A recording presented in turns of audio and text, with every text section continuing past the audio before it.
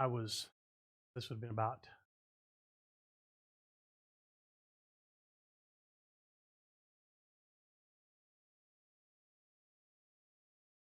17 years, about 30 years old. Um, Guy that worked with us invited us to go to church. He, it's funny. My wife at the time, he had actually had asked her, not me, because he didn't really figure I would say yes, which I thought odd. But at the same time, I mean, I was pretty prideful. I had my priorities, so I guess looking back, I can see why he would have thought that. Um, but all in this time span of about a week, a lot of things happened. Um, Very good friend of mine was down, um, putting the wrap on my race car. We were getting ready to go somewhere or something, travel all over the place. And anyway, my him and my dad got into it hardcore. I mean, like screaming, yelling. Thought, oh, this is good. I'm at to fight. So anyway, after about an hour, they had went to his office, and after about an hour, they called me to come up.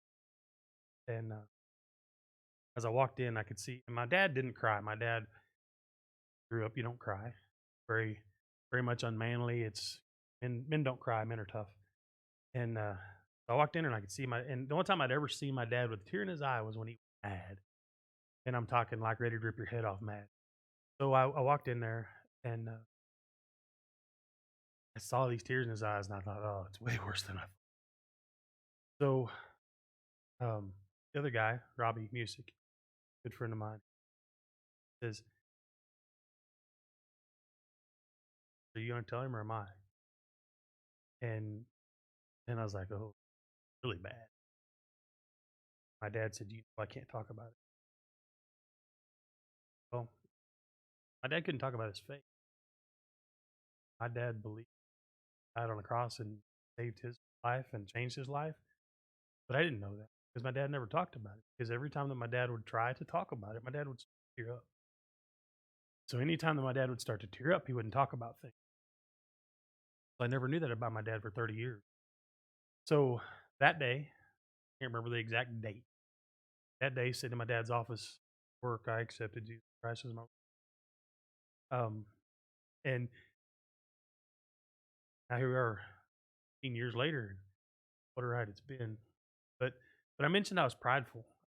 We traveled um, East Coast almost to the West Coast. I was in a race car. Uh, I I I actually one season alone, I raced all 12 months. I started the last weekend in January, the last week in January in Georgia, finished the last week or the first week in December in McAllen, Texas. And I raced 90 sometimes that year. And I was never home. I thank God daily for how Amy turned out because um, she's amazing. She has a heart for the Lord. She has a heart for kids ministry stuff like I have, which I never would have dreamed of for myself. Um, so thankful that God got a hold of her and made her into who she is. Um, but along those travels and along those trips, I mean, I guess I gauged myself, and here comes this pride thing. I gauged myself off of other people. I'm not doing exactly what they're doing, so I'm not as bad as they. So I must be in a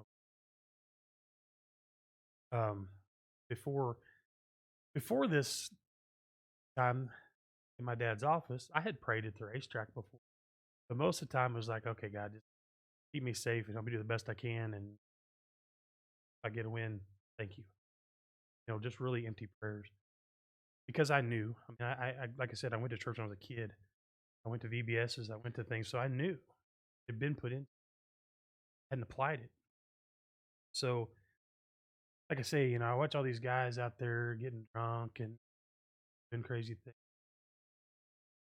Watch, you know, and I know I don't watch them, but I know some of the guys are doing drugs, and I'm not doing that stuff.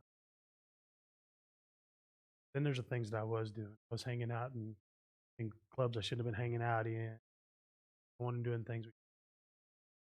So was I any better than him? Absolutely not. Um,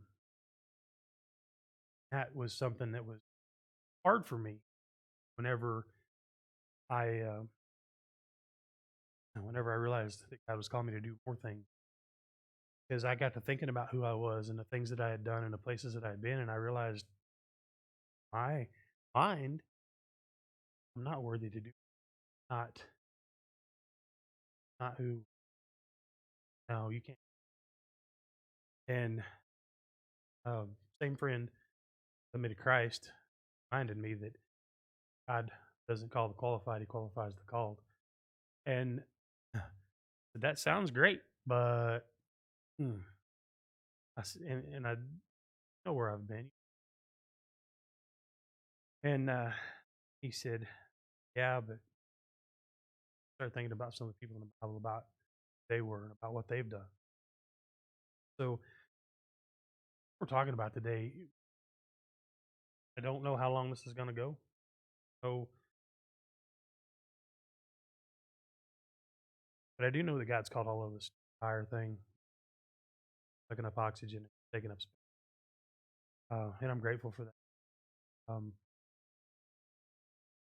so I went through and I started as him and I talked about this, and I used to have a sheet, and I don't think I have that sheet in the Bible that gave a list of key players from the Bible, key people that God used over the course of time, over the years, um, and who they were.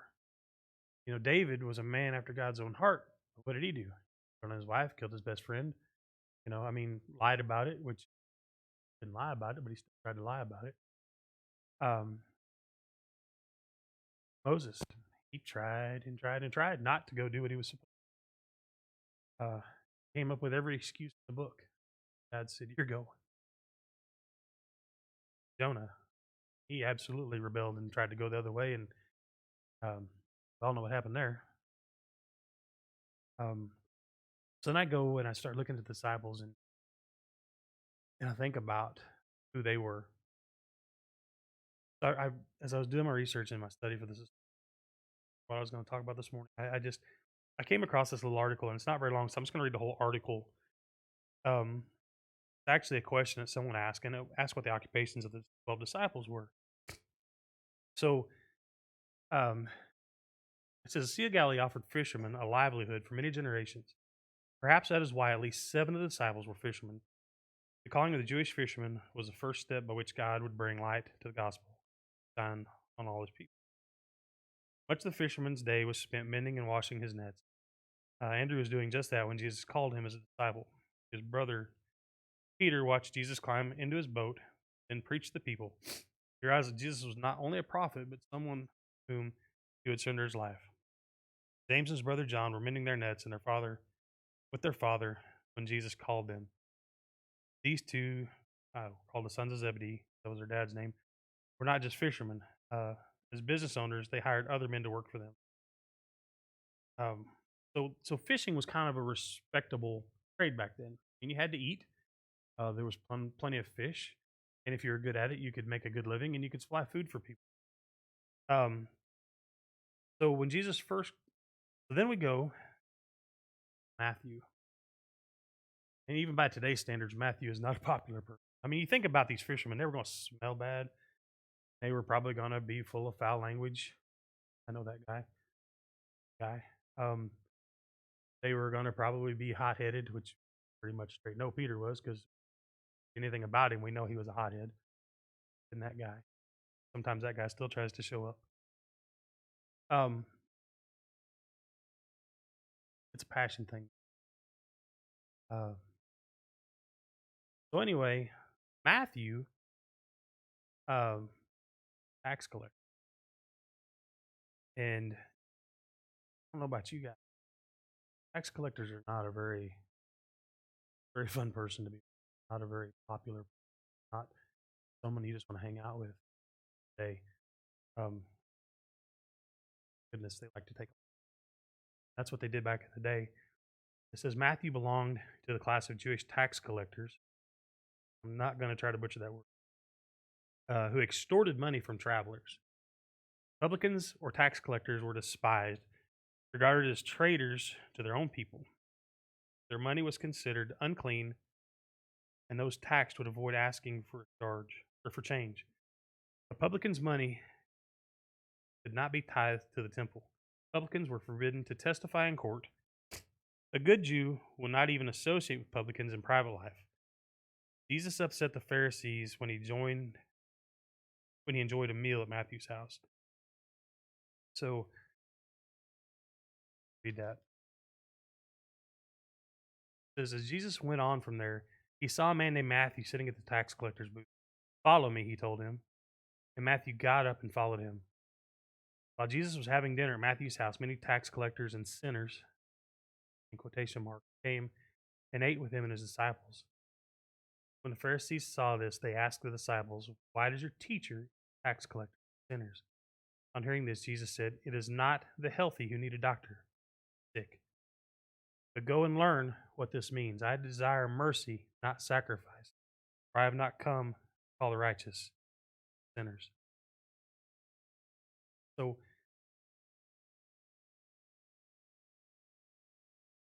I know how I feel.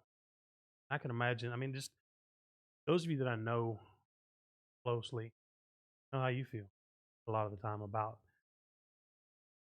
this calling, about what we're supposed to do. Um, do I like getting up here? Anxiety's through nervous, understatement. Um, I know I give some of y'all anxiety because I move a lot. Can't help that because it's just what I have to do when I'm up there doing it. I can stand and talk to kids for hours and not be shaken, and I think it's because I think too times. Um, sometimes it's a good thing. Sometimes it's not a good thing. Um, so we go on with this, and I talked about passion a while ago. This is all not strictly a profession. Simon the Canaanite earned the title of a zealot. Fierce loyalty to his faith in Israel was evident. Zealots were a religious sect, um, and the word Greek means zealous one. Zealots would attempt to arouse rebellion amongst the Jews. Like others, Simon stubbornly insisted that the Jews must rebel against the Roman invasion of Palestine in 63 BC. This invasion has destroyed the Jews' hopes, destroying their own government once again. Zealots like Simon engaged in politics and anarchy in hopes of instigating a revolution that would overthrow the Roman government.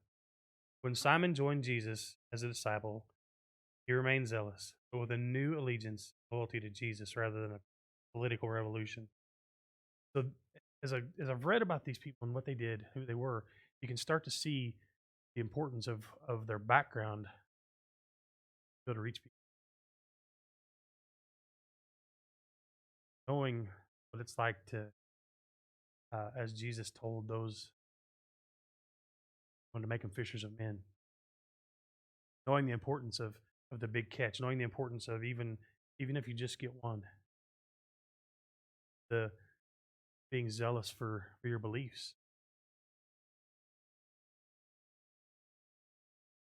Matthew being converted so greatly because so many people considered that one of the most despicable occupations, most heinous done to be someone like that. Goes on to say, not all the occupations of the 12 are known. Thomas and Bartholomew may have been fishermen who joined the other five disciples, returned to their profession after the crucifixion. Um, then it says, in all likelihood, Phillips, James, and Thaddeus, tradesmen of some sort. That's just what they feel like that they did. Regardless of the profession, 11 disciples immediately left behind everything to follow Jesus. How many in here say that they immediately left behind everything?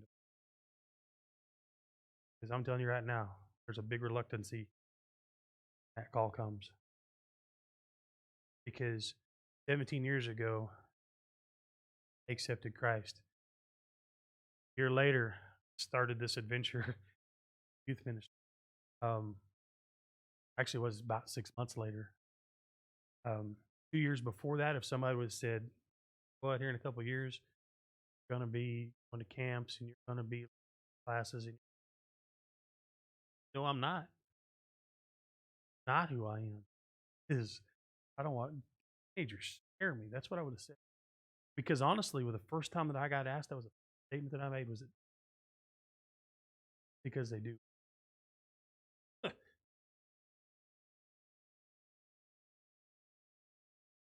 um, but I'm going to tell you right now, the road that I've been on last some years has been amazing. It's been awesome. See the lives that are changed, to see the lives that have been affected. My heart breaks at times because I see some that don't change, some that I know better. I just got a link yesterday about a person, young person that had been in my youth, and where they're at today, it hurt so bad because I know that they know, no doubt in my mind that they know. But Judas, he didn't uh, he didn't give up his problems after being called. He was still a problem. See it in him as talks about things that he would acted about certain things, and I truly believe that um, I don't know how he was financially beforehand, but I think his love of money what got him. That's something that we all have to be careful of about money. We need it. I like it. I don't love it to give up everything. Someone that's not in this group that I just added this morning, and I'm not going to go into great detail on him because Saul, he became Paul, and as he started to write the majority of the New Testament, started talking about things. I mean, he called himself a lot of things: sinner of all sinners, the chief of all sinners, worst of the worst. And this dude went around killing people that believed in Jesus, that were spreading the word of the gospel. But yet Jesus chose him, took a blinding and a knocking off your donkey to get it done, but he chose him. He gave it up. Just like talked about being zealous, he was so zealous for Jesus after that. After he was so much the opposite way about killing people beforehand.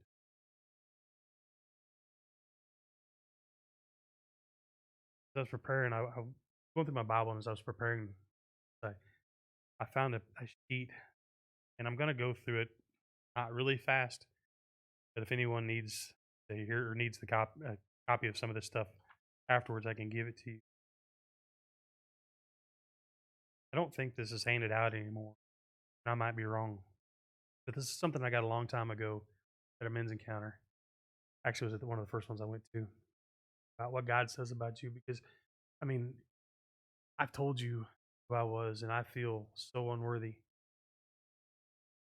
sinner that I was. I mean, hanging out in those clubs and the things that but that's not who God says. It says, what does God say about you? And if we just ponder that question without going to the Bible for it, get this thought sometimes of God to think poorly of me. God to think I'm the worst.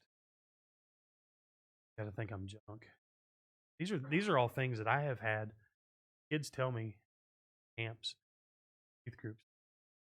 I'm junk. I'm worthless. I'm nothing. I understand that feeling because I feel that way at times. But this is what God says about us. John chapter 1, verse 12 says, we're God's children. John 15:15 says that we're a friend of Jesus.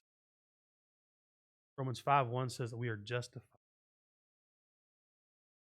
1 Corinthians 6:17 says that we are united with the Lord, one with him in spirit.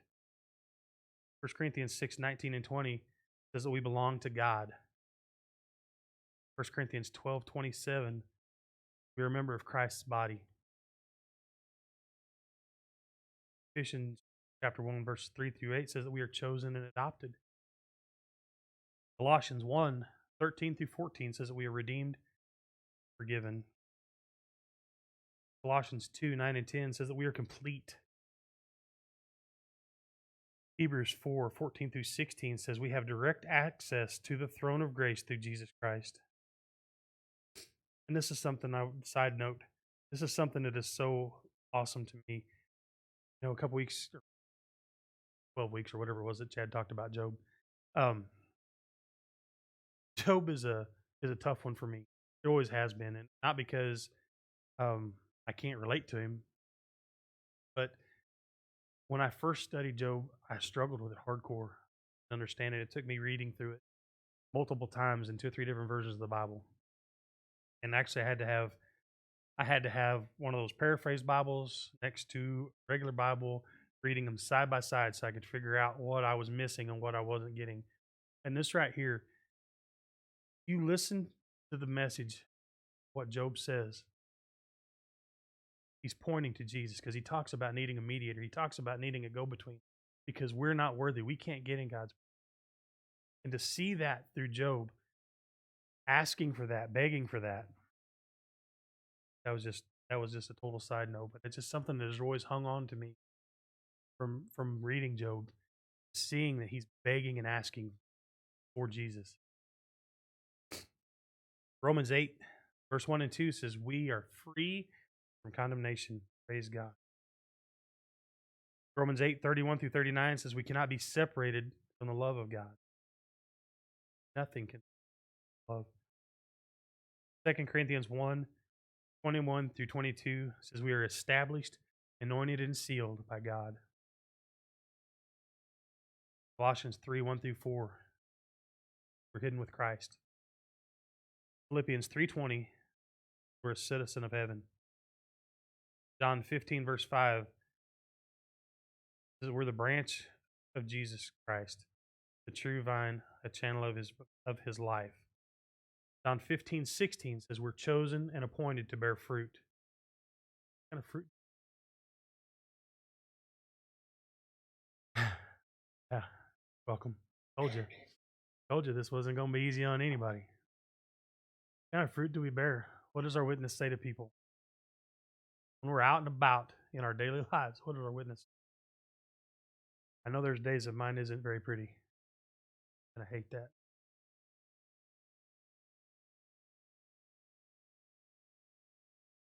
First Corinthians 3:16, it says that we're God's temple. 2 Corinthians 5:17 through 21 says we're a minister of reconciliation for God. Ephesians 2:6 says we are seated with Christ. Ephesians 2:10, God's workmanship. You know that thing I said a while ago about feeling like junk?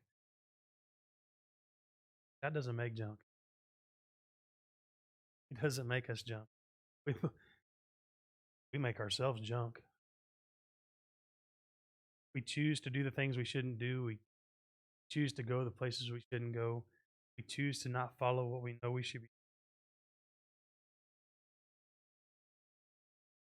We're born with sin inside of us. What we choose to do with it, as far as whether we choose to embrace it, distinguish it, what makes us who we are. So,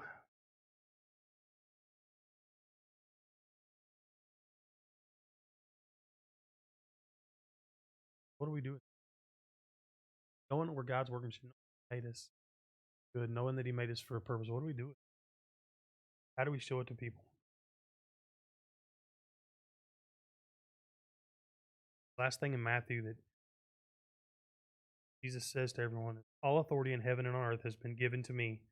Therefore, go and make disciples of all nations, baptizing them in the name of the Father and the Son and the Holy Spirit, and teaching them to obey everything I have commanded you. And surely I am with you always to the very end of the age.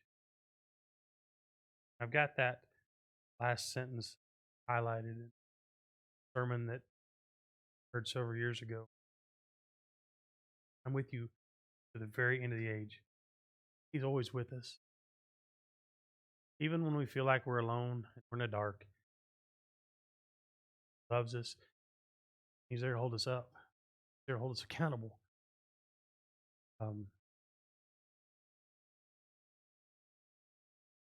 we do with that.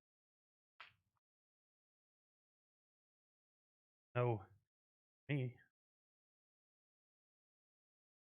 I'm asked to do something even when I don't want to do it. I hate the way I feel when I'm doing it. Everybody and I step up.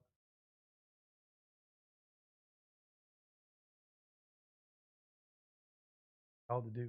What are you being pushed out of your comfort zone? Whatever it is, God has a purpose for. There's a reason that you're the one that God's asking because I can't do it. Shane can't. Has to do it. Whatever that is. I pray that every one of you grabs a hold, relies on God for the strength, focus to get it done.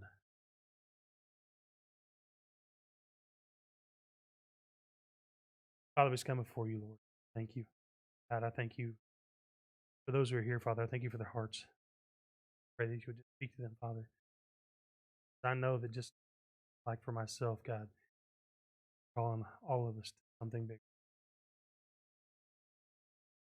God, I pray that you would give us the strength and the courage to step out of that comfort zone.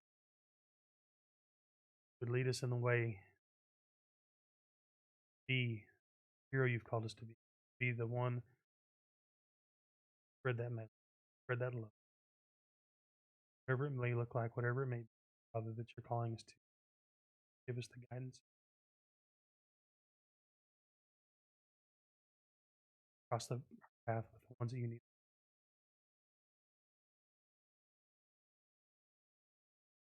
Thank you. You remove those things from my past.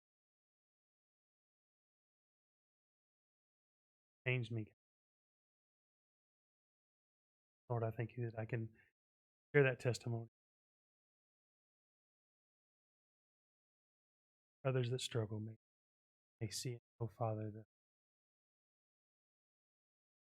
are what you